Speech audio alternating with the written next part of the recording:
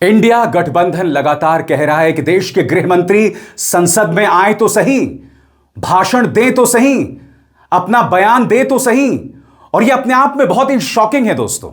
पहलगाम आतंकवादी हमला होता है, अमित शाह गायब।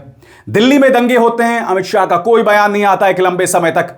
उसके बाद मणिपुर में लगातार हिंसा होती रहती है और अमित शाह की कोई जवाबदेही नहीं। यही बात विपक्ष कह रहा है। संसद में जो बहस होने वाली है पर्चा लीक पर, उसमें विपक्ष का खास फोकस देश के गृह मंत्री अमित शाह और दिल्ली पुलिस और आरएएफ ने जो हिंसा की है वो होने वाली है। इस बीच प्रियंका गांधी वाड्रा सामने आई। उन्होंने कहा कितनी शर्म की बात है, भारतीय जनता पार्टी स्वागत कर रही है धर्मेंद्र प्रधान का। किस बात का स्वागत? क्या भाजपा को शर्म नहीं आती?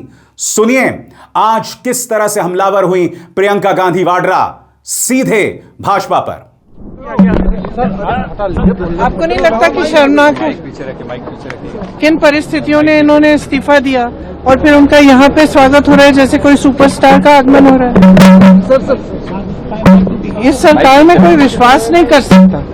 आज भी स्टूडेंट्स को परेशान किया जा रहा है। मैंने देखा कुछ इंस्टाग्राम के हैंडल जिसमें लड़कियों की फोटो चिपका रहे, मतलब पोस्ट किए में और कहा है कि इन लोगों ने ऐसा ऐसा किया। ये क्या बात है? या तो आप बातचीत कर रहे हैं या आप इस समस्या को सुलझाना चाहते हैं या फिर सब स्टूडेंट्स के आप पीछे पड़े हुए हैं और आप उनको दबाना चाहते हैं अभी भी।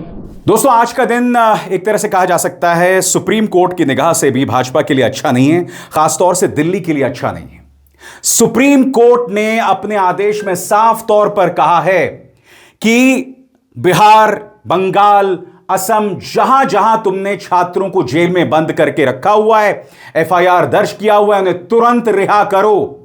इसके अलावा अभिव्यक्ति की आजादी पर भी चीफ जस्टिस सूर्यकांत ने एक अहम बात कही है जो कुछ देर बाद मैं आपको सुनाऊंगा। जी हां, वही chief justice of India Suryakant जिनकी वजह से कॉकरोच शब्द सामने आया था। जब आपको याद होगा, आंदोलनकारी और यूट्यूबर्स के लिए उन्होंने एक शब्द का इस्तेमाल किया था और फिर बाकी जो हुआ वो आप सब जानते हैं। कांग्रेस के सांसद पवन खेरा कह रहे हैं कि भाई अमित शाह सामने तो आए, क्या वजह है कि वो हकीकत से बच रहे हैं? वो अपना मुंह नहीं मोड़ सकते। सुनिए पवन खेरा ने किस तरह से प्रहार किया। कि हम लोग स्पष्ट तौर पे गृह मंत्री को बार बार आग्रह कर रहे हैं कि आइए सदन में वक्तव्य दीजिए। जिस तरह से पैलेट गन्स चली, जिस तरह से AK-47 का इस्तेमाल हुआ नौजवानों के खिलाफ, उस पर चर्चा करनी पड़ेगी, उस पर वक्तव्य गृह मंत्री को देना पड़ेगा।